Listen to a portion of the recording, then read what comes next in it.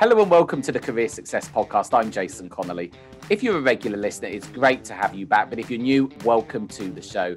In this insightful and thought-provoking series, we speak to business leaders and people who've had high levels of career success. But we also talk to up-and-coming and emerging business talent. We speak to such a variety of people all across the globe. We talk about success habits and what they do in order to ensure they stay at the top of their game. Listen and find out hints and tips to help you in the world of business. How do you set up your own business and make sure it's a success? But also how to drive business growth and get your company noticed. Practical advice to help you in your career from those who have made it. In this episode, I'm joined by Bill Carmody from New York.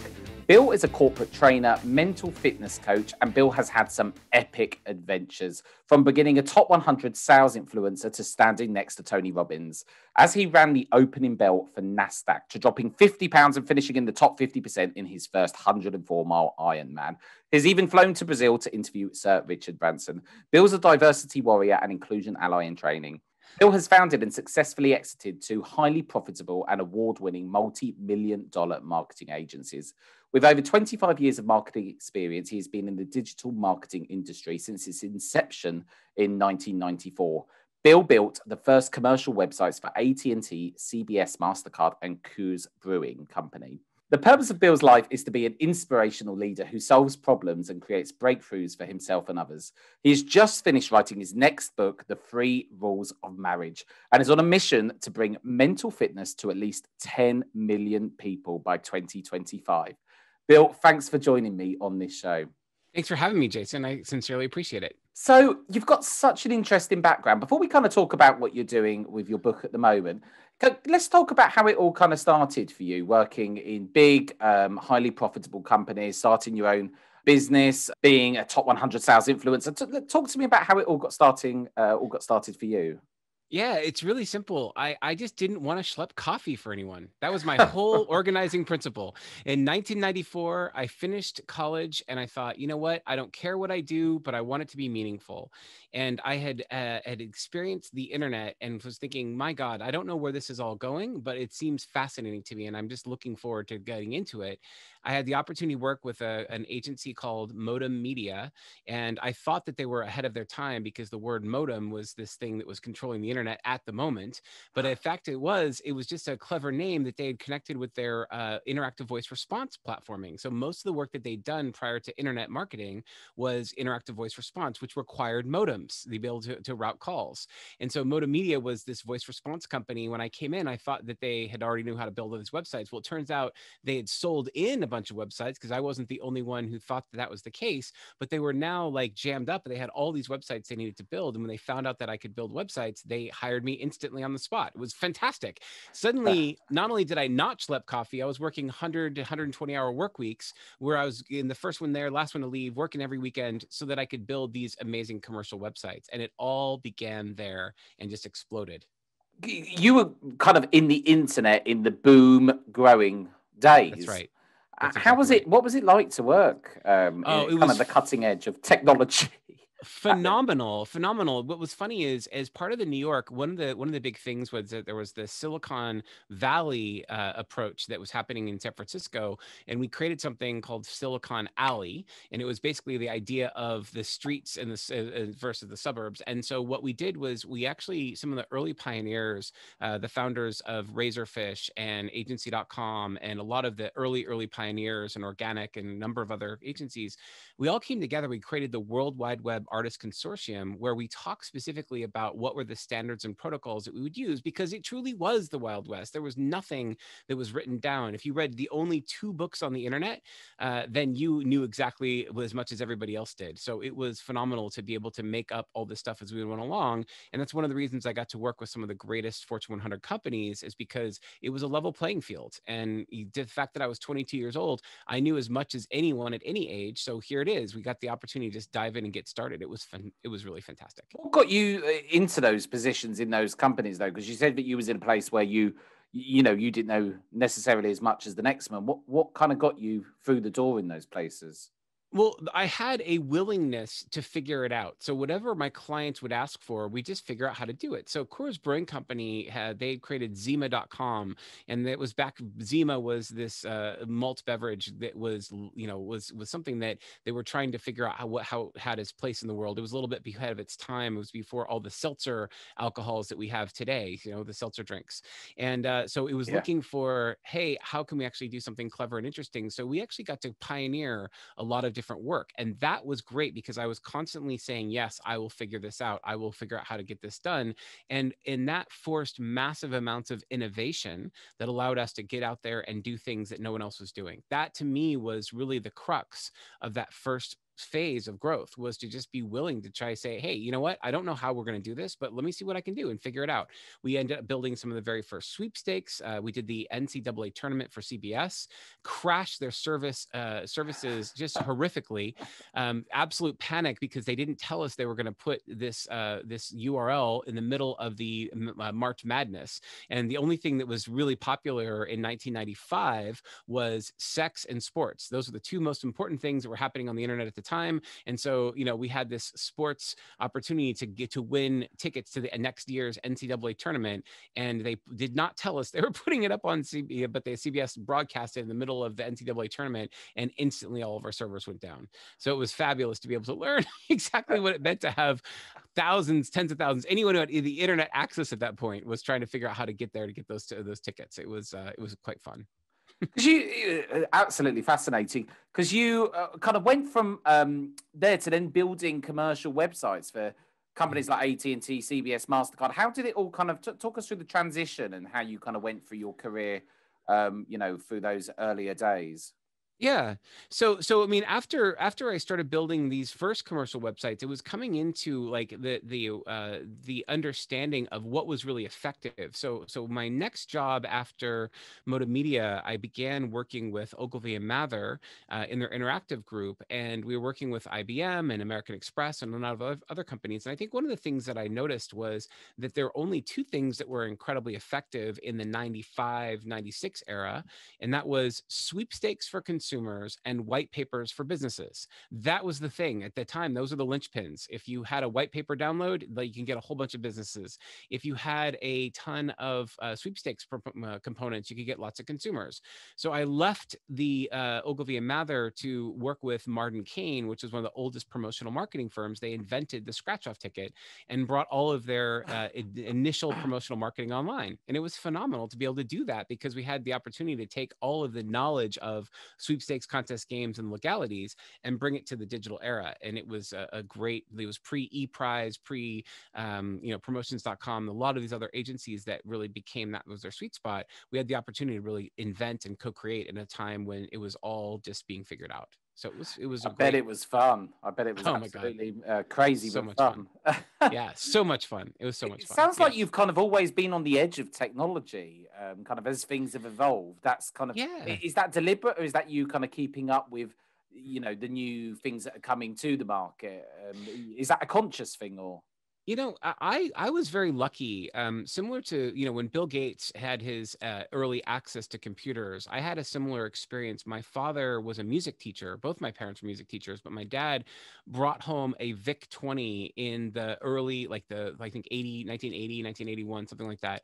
And then I ended up getting a Commodore 64 and then a Commodore 128, thinking, this is it. This is the last computer I'll ever have to buy. 128 kilobytes of memory. How would you ever need any more than that? So it's like, it was really fun because I was very early on working at sort of, how do you program? What are some of the basics of technology? When I went to start working and doing website development, my dad introduced me to TiVo. And so I started learning how to fast forward through commercials. And so I started learning all these things. I think what's happened is I've just had a very authentic interest in where technology has always been going. And I get curious about it. So playing in this, like today, playing in the space of blockchain, understanding cryptocurrency, understanding how does artificial intelligence change the way we work and live? Like there's so much of this right now that is shaping our future that if we're not paying attention to these things, the risk is that we become redundant, or we just really find out that we're one day we're doing everything we've ever done suddenly gets questioned, and we're saying, hey, what's the value that was never questioned before suddenly is? I mean, take lawyers, for example, right? Yeah. In law firms, there's so much of the work that is piling through discovery. Think about discovery just as a space.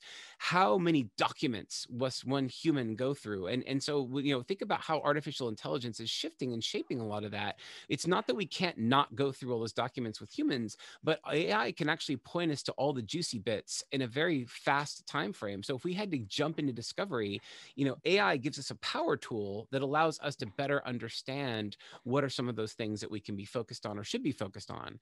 Insurance companies, when you start to think about blockchain, think about how many billions of dollars are in title insurance. And what all that is just the ability to verify that the person who's selling you the property actually owns the property. And there's, it's a multi-billion-dollar industry just to prove that one point. Now imagine when blockchain comes in and you have a public record that is encrypted and you can't hack. If that becomes part of the process, like, will you actually need title insurance anymore going forward? I mean, these are provocative questions that entire industries who make billions of dollars are grappling with. And it's what a fascinating time to be thinking about what those implications might be. I think it's absolutely fascinating what you have to say, and I think what you talk about. And I had a guest on quite a few episodes ago who talked about how you can lose your skill and how you can become de-skilled and how skills kind of die out.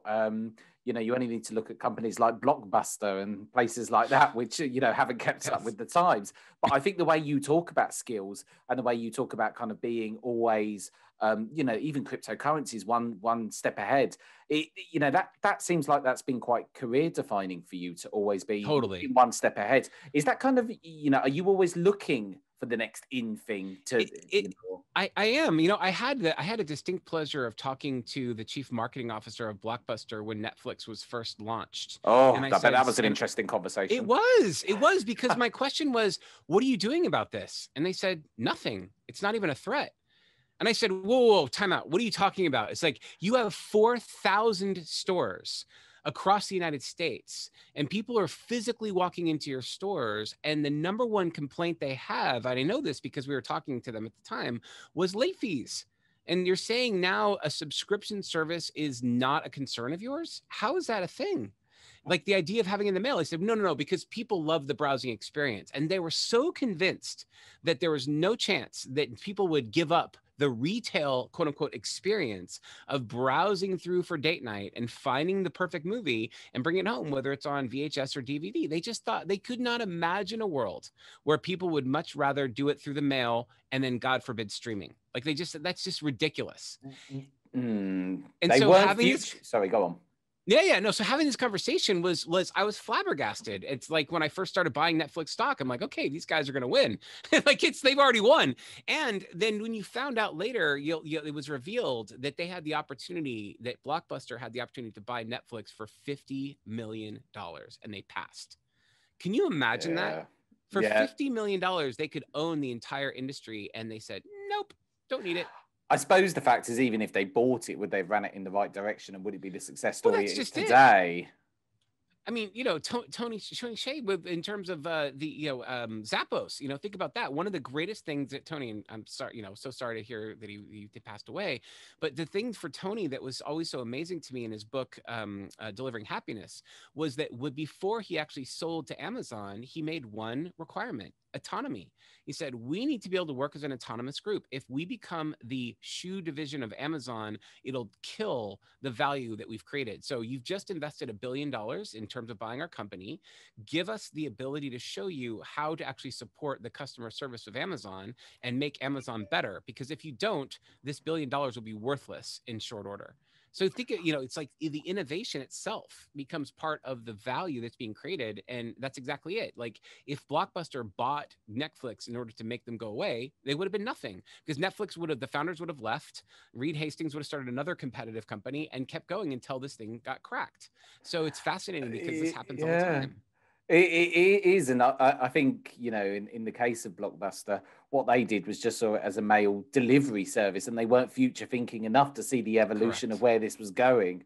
And you know, I remember when Netflix first came out, and you know, I still miss that Blockbuster experience of going into the shop, but you know, you bring the movie home, and most of the time it'd be scratched and not working anyway. That's right. So we've all been there. So Yes. kind of tell us how have you kind of got to this position of what you're doing at the moment? So talk to us about what the current day looks like for you, Bill, and what you do. Yeah, so it's really fascinating. So after building and exiting two multi-million-dollar marketing agencies, my first one, Seismicom, second one, TradePoint, one of the things that I realized was that I was in love with people, not brands. And as a marketer, that was the thing, is that I'd spent 25 years building brands and helping companies like Citibank make $10 million more, and EMC, which is now part of Dell, you know, really figure out how to sell $1 million servers. And there's like, it was very innovative, very creative. But my passion wasn't for the products or the services, it was for the people behind them. And what I found was that every day when I woke up, it's like, oh wow, I made Citibank millions of dollars of more money. That didn't really fulfill me. That's not something that I give a shit about, right? So ultimately I came back and said, well, what do I care about? And it was about the people behind the brands. And so where I started working in the context of coaching was understanding, okay, well, the places where I can make the biggest impact is through my training and through my coaching. And the coaching itself was about understanding what are the needs of an individual and how can I help them, combined with the idea of training, where it's like, how can I support people to become, for example, better storytellers, or to present better, or be able to have better listening skills when they're actually working with prospects. Yeah.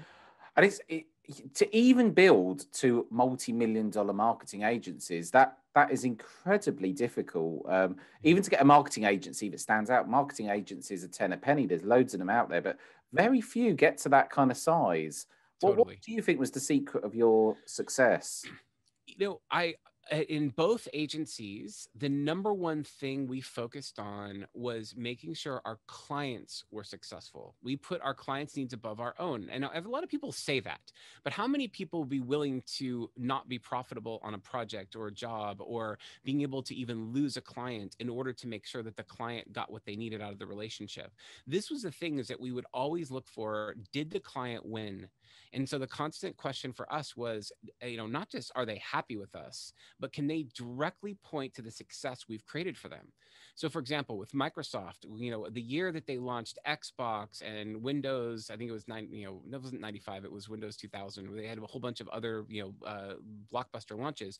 We launched Ultimate TV, which ultimately didn't go any further because they realized TiVo had them so beat that they ended up shutting it down. But for the while there, we did their either fourth or fifth largest launch that year. And one of the things that we looked at from that perspective was, we know that DVR technology is going to continue to be on the rise. How can we make sure that Microsoft has a say in this game, that that's not just a TiVo world, that there's actually a way for Microsoft to participate? And so the context of this was, we knew that it had to be outside of the traditional methodologies that Microsoft used. They typically did a lot of traditional advertising, direct response, things of that nature. But we did an entire event campaign. And one of the reasons why is we knew you had to physically touch the products. You had to be able to actually see it to believe it. And for those people that they were going after, they weren't going for the early adopters who'd already been captured by TiVo. They were looking for the late majority. They were looking for the growth curve, which was really what we saw happen in so many other areas, and was phenomenal. The only problem was, we spent a lot of time giving them the entire customer journey.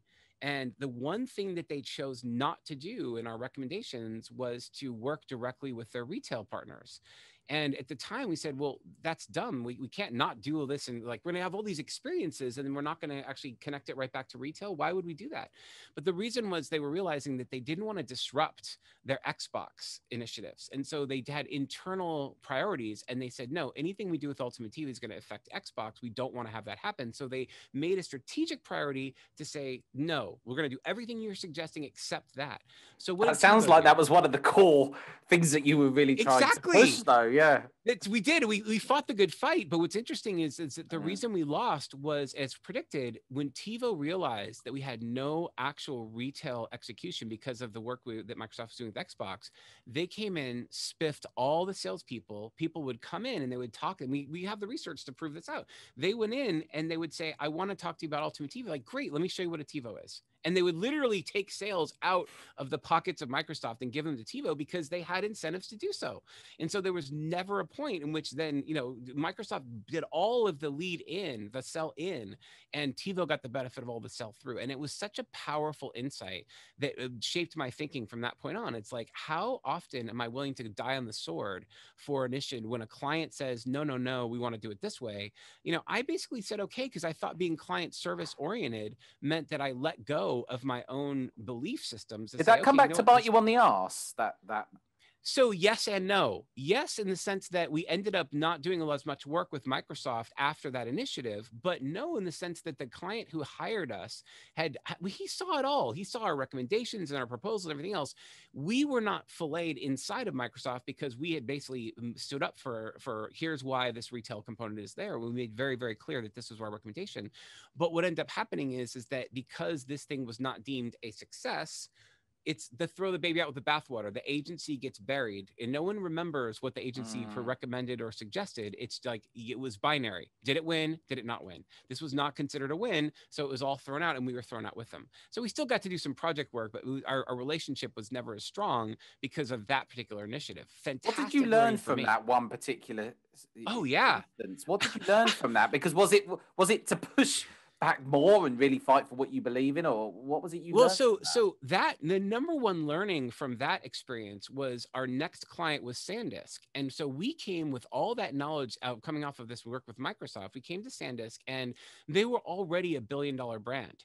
And we leaned into what they were up to. We said, we showed them, it's like, okay, if you want to grow your $1 billion status, the next thing you have to do is conquer retail. And at the time they challenged us because they were 80% OEM, original equipment manufacturers. They sold most of their flash memory to companies like Samsung and others that are along those lines. But we showed them the power of the brand and why the retail execution was the most important part, even more so than a lot of the other branding elements. And so we had, fresh off the heels of this Microsoft disaster, this debacle, we were able to pivot this. And within the time frame that we worked with them, they went from a $1 billion OEM, 80% of their business OEM, they flipped it to over $5 billion and majority coming through retail. And so OEM was shrunk to about 20% of their overall market share. And it really represented what they were doing before we started working with them. At the end, they had over $5 billion in revenue growth and everything else globally because they became a retail juggernaut. So what we lost in Microsoft, we immediately applied. And then that became, we were the golden agency. Like, whatever else you do not touch these guys. They are the best. Wow. And so that was it. Like, we had that association and we had the cachet of working with all these incredible individuals who really got retail at a different level. And it just completely shifted all of our thinking. What was it a kind of case in when you had these two marketing agencies? Was it always kind of big client? Because these are big names. You don't get bigger than that, Bill. Yeah, absolutely. Well, and so Jason, to answer you, we realized early on that it was just as much work to take on a small business as it was to take on a Fortune 100. That literally the only distinction was some of the RFP nonsense that you have to deal with up front. But once you're actually part of the vendor pool, the amount of work you do for a small budget is roughly the same as what you do with a large budget. So we started realizing that, why are we going after the smaller accounts if they're going to make us work just as hard and get paid substantially less? And so we made a strategic decision to only go after the big names and the big brands. And we were the dark horse. We were like the agency no one ever heard of. Like, when we did the so we talked a little bit before we started here about Virgin America and Virgin Atlantic and the Virgin Airlines. And one of the first things we did is we saw in the Wall Street Journal that when after 9/11, they had representatives from Boeing that were literally standing outside of airports giving pins away, saying, thank you for flying. We thought, you know what, they're ripe for something interesting. So we flew out, met with them, and said the number one problem that Boeing has is it lost the opportunity to be Intel Inside.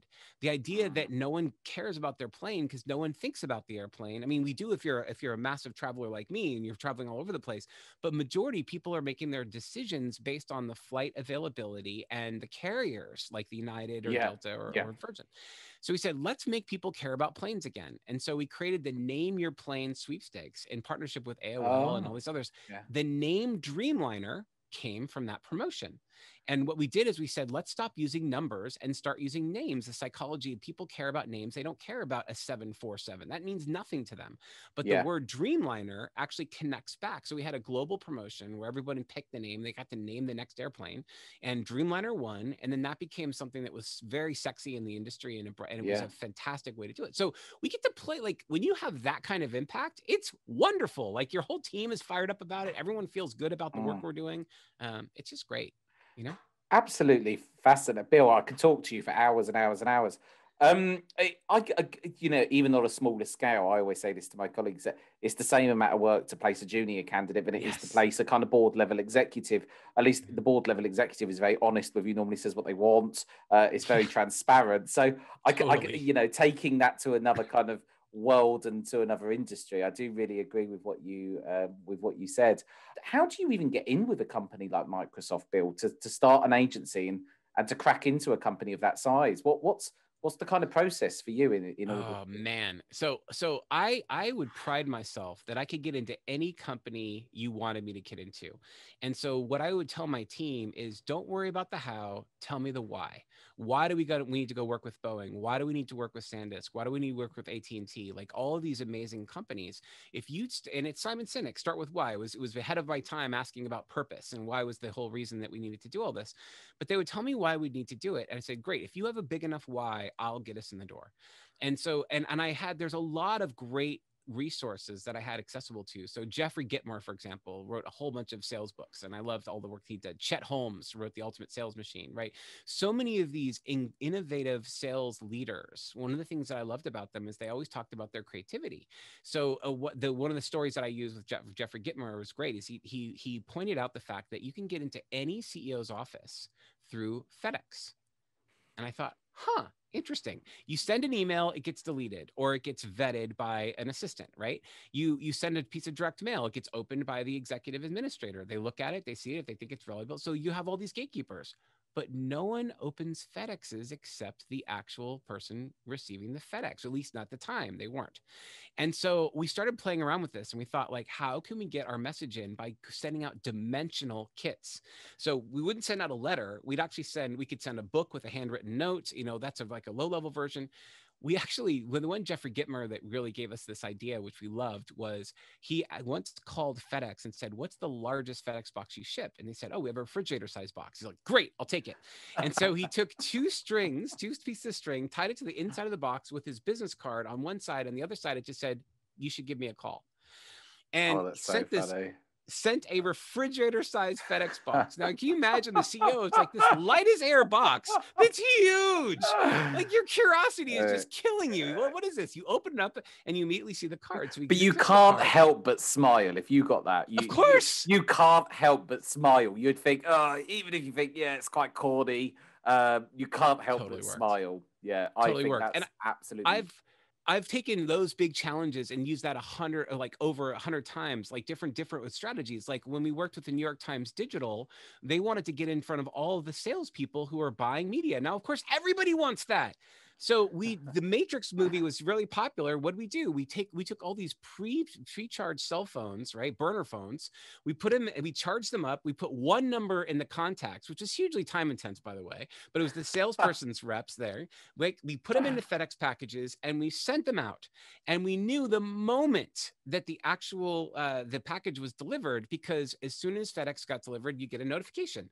And we made sure that the salesperson all were on the emails, and they would call the cell phone.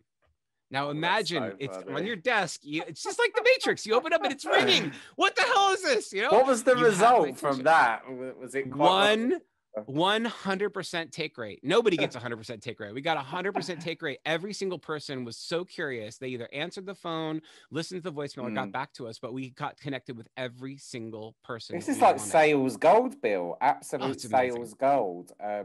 I think it's so funny, and I think it's fascinating. I know that I want to make the absolute most of our time together, because we've only got 10 minutes and then you're rushing off to a meeting, very busy. Yes, so give us, obviously these days now, you help business leaders kind of all over the world with their kind of business objective. What's kind of common traits that you find about people at board level, and kind of what advice would you give to leaders at board level? So sort of talk to us about your experience at operating at that level, and what traits maybe successful people tend to have, and people that are pushing through their career. I love that question. So I'll tell you what I'm up to now as a way to answer that question. Sure. I am a fan of mental fitness. So much so that... and just to interject, you want to bring mental fitness to 10 million people by 2025. That's it. Just to lead on to that point, right? The floor's yours, Bill. And we're well on. Thank you, Jason. Appreciate that. And we are well on our way. And the way that we did it was I partnered with a gentleman by the name of Shirzad Chamine, who's the New York Times bestselling author of the book, Positive Intelligence, same name, right? And what I found absolutely incredible was this idea of an operating system that executives can use to control their saboteur thoughts. So here's the thing that'll mess you up. After 5 years, in 2017, after I exited my last agency, I went on a Tony Robbins binge. I actually started it in 2015, but the last 5 years, I did every aspect of Tony Robbins and all the transformational work. I did to every program he offered. I did the coaching. I did everything. And what I always found the challenge was, I love Tony Robbins. I love what he stands for. I love all this stuff. But what I always found was there's a drop back to the center. Like you have this massive spike in transformational world, and then you drop back to your daily habits. And so what I found was that I wasn't creating the same level of sustainability. So when I discovered mental fitness, it was a daily exercise where we can actually reprogram the neurons in our brains.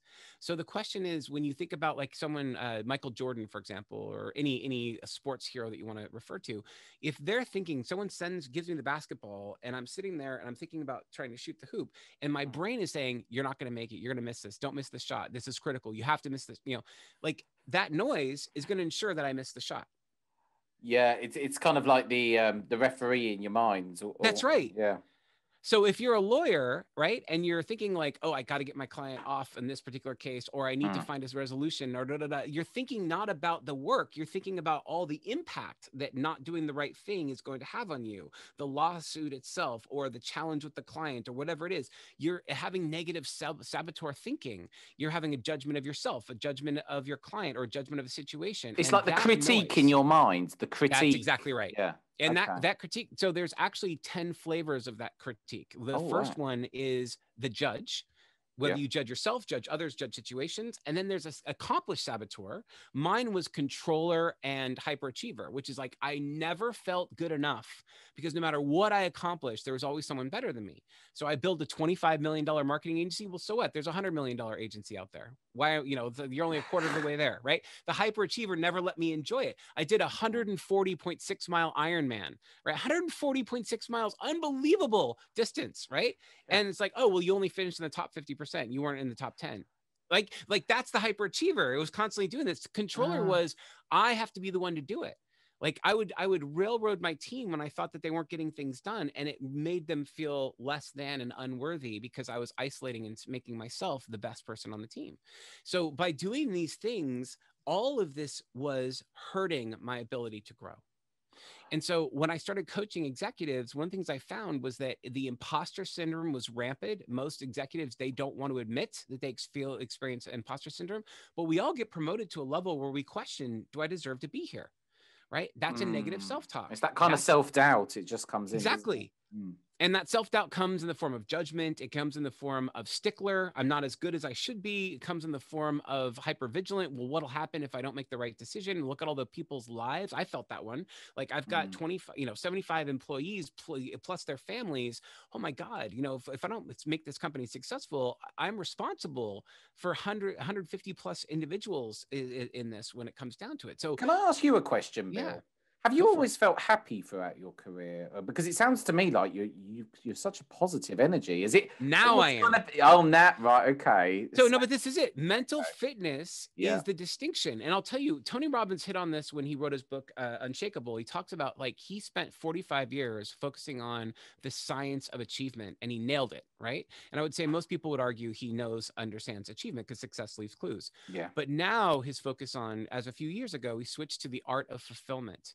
And to me, that is the essence of mental fitness. The essence of mental fitness is, can you be happy while you're doing all this work? Can you experience positive rather than negative mindset? When somebody is coming on and attacking you and confronting you, can you stay neutral and not be activated? So today, I'm incredibly happy. I'm blissfully happy. Why? Because I've managed my saboteurs. When I feel those negative self-talk, I just laugh now. I just like, I got it. And I'll just like, I hear the voices and I allow them to do their thing, but they're like whispers, where before it was really, really like loud. But I feel most of my sage most of the time. And therefore, I feel like I'm in flow. We're never going to unpack this kind of all in the last few minutes that we've got together. But, I've had those times. I think this is really kind of important for people as well, because I think we're all in a time right now where the world isn't quite as it was. Things are harder. We're fighting harder. A lot of businesses are in survival mode. How can we control those self-critiques within our minds? Because I think they're very self-limiting, and I've been there. Sometimes I'm the same as you, Bill. I think, okay, yes, great, I've got the #1 legal recruitment agency, but it's not the #1 in the globe. It's only the one in the UK. And I even have that. And at times, I self-doubt myself, and I think to myself, am I performing the same as I was last year? Am I still like this? But is my body in the way that I want it? Am I still mentally alert? There's all these things that go round. How in these last few minutes together, what advice would you give to people to sort of get control of those thoughts and get into the mindset that we need to be in to achieve fulfillment? So check it out. Let's take 1 minute and do what we call PQ reps, and we'll actually show you how to do this itself. So experience that sort of anxiousness. I don't have the #1 podcast in the world, and right? You can feel like how your anxiety starts to go up. Now watch what happens if we just take 3 mindful breaths. In through the nose. Right, I'm going to do it.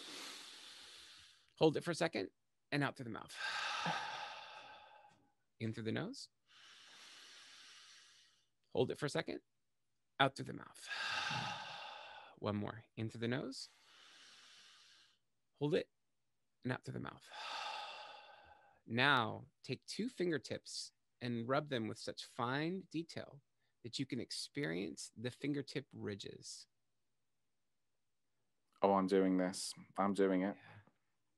And notice what's happening in your body right now as you rub your 2 fingertips together and feel the ridges of each fingertip. Really, really focus on what you're feeling. Feeling very calm, actually, Bill. Yes. It has to be said. That's it. So notice, and I didn't prompt you. This what happens is we drop back into our bodies. So you can do it with breath. You can do it with tactile, like we just did. You can do listening for the farthest away sound you can hear. You can do it through tension relaxation. There's so many ways to access this. But this is mindfulness in the wild. It's not mindfulness training where you have candles and, it's like the mood lighting, whatnot. This is like in the middle of a heated debate with one of your business partners or talking to a client who's furious at you. Can you drop back into your body and remain sage? If you can do that, you win. So interesting. Bill, you're actually one of the most fascinating people I've talked to in a very, very long time. Thank you, Jason. It's infectious. I can't stop smiling. That's great. On a very closing note now, what advice would you give to someone who's maybe thinking, I've just started up my own business, or I'm thinking of starting a business. It's tough when you first start out. What advice would you give to people starting out in business? I'm telling you the same thing. The reason I've been spending so much time on mental fitness is because if you allow your brain to tell you that you're wrong, you're bad, you're never going to be successful, like your thoughts become your habits become your destiny. So if you can control your mental fitness, if you can really get into a space where you can be in a place of positivity, you're going to maximize your chance of success. Because otherwise, if you're focusing on the negative self-talk, then that's the thing that's going to bring you down, not any actual one decision. Right. Really good advice. We haven't even talked about your book, The 3 Rules of Marriage. But anyone who's interested about Bill's holding his book now, The 3 Rules of Marriage. You can visit the3rulesofmarriage.com to actually find out more. But such an interesting episode. If people want to find out more about you, they can also go to your website, can't they, Bill? Which is Bill Carmody. Yep, that's it.com. It's been an absolute pleasure to talk to you. I've actually rinsed every last drop out of this conversation because I know you have to dart away now because you're very busy. You've got a meeting. But it's been an absolute delight to talk to you. And we must do another one of these because I've got this massive long list of stuff here that, is just so interesting, but we didn't even get a chance to talk through more than 10% of it. But your story's so interesting. Thanks so much for joining me on this episode. If you do want to find out more about Bill's book, as I said, you can go to 3rulesofmarriage.com. That was Bill, comedian. I'm Jason Connolly. This is the Career Success Podcast. Until next time, goodbye.